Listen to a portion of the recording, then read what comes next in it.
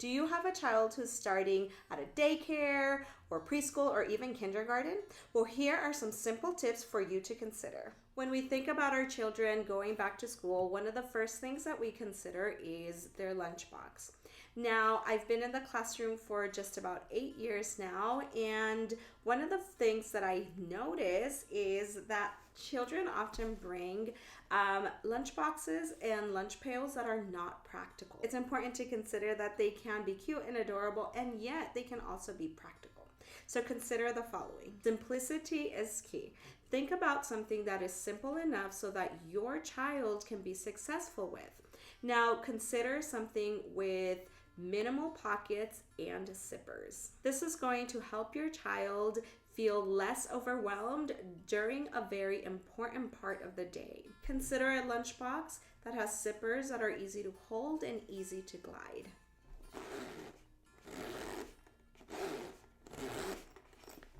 Here I have my daughter's old lunchbox, and as you can see, it is well loved. This is why she needs a new one. But there's a big difference here with the zippers. Now this handle, I don't know if it'll show, but this zipper handles, these are very thin and they're very small. As opposed to this one here, the handle is wide enough so that she can use that pincer grip, and it is also big enough so that small fingers can truly hold it. And so as you can see there, this one is definitely a lot more developmentally appropriate. Consider a lunchbox that is also sturdy enough so that when your child is opening the box, it's not wobbling all over the place as they are trying to get their food out. Now this one here, you can simply just open it. And as you can see, it's pretty sturdy. It'll move around, of course, but it's sturdy enough so she can just easily take her food out.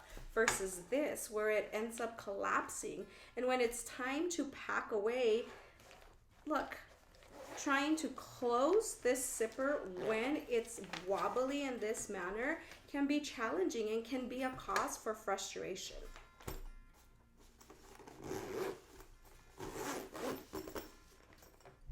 The next thing to consider is the shoes that your child wears. Now, if your child is in a daycare, preschool, or even kindergarten, they are just learning how to acquire the skill of putting the shoe on or their shoes on. And so the easier we make it, the better it's going to be for them to independently practice how to successfully put on the shoe. And so one of the things to consider is Velcros. Use Velcros instead of a shoelace. Also look for shoes that are easy to slip on. So as you can see here, you pull the Velcro off and your child can easily just pull the tongue out and slip their foot in. And so this is going to require less steps so that your child can put on their shoes quicker and easier. When looking for back to school shoes, also consider shoes that are soft enough for their little hands to be able to maneuver. Of course, you always want to look for comfort and for a shoe that is going to protect their foot. And so this one here has this portion here over the toes that is a lot more stiff than the whole shoe.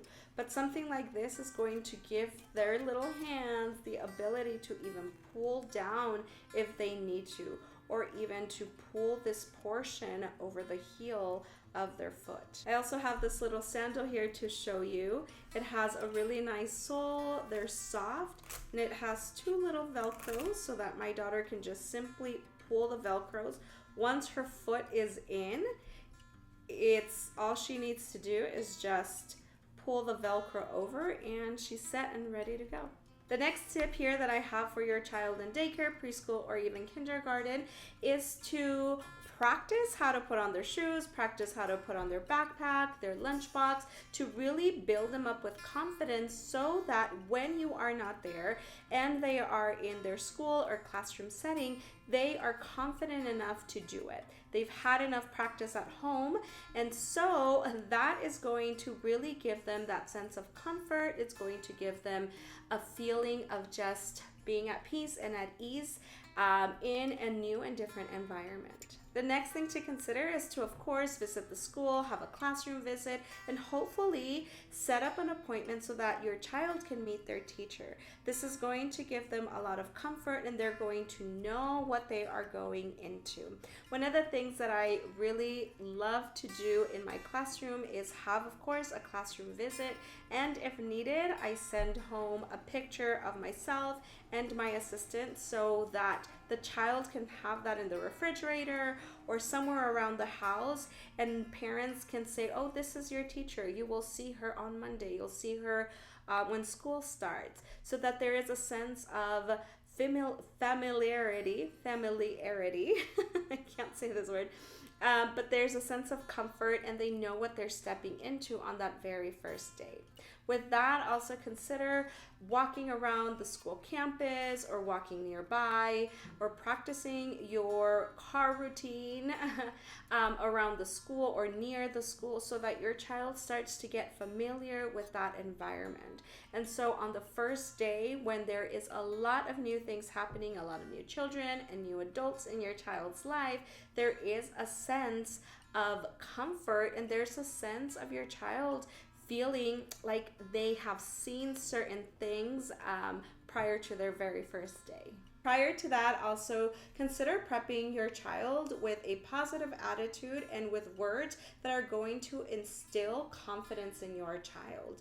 Use phrases such as, I trust that your teacher is going to keep you safe. I trust the school. I trust that you are going to have a good time. I believe that you're going to have a fun time at your new school. So using positive phrases is going to really help your child start to feel confident for that very first day. The physical aspect of getting the right shoes and lunchbox and practicing with those things before the first day is a critical component, but the emotional support is also a critical component so that your whole child can feel prepared on that very first day. So truly consider the way that you are also handling this new milestone. While this milestone is bittersweet because your child is now going to be in a different environment other than your home, it's important that you consider that what you are transmitting to your child is positivity, and it is words of comfort and really words of empowerment for your child. As a teacher and someone who has been working with children for 14 years, I have so much more to share.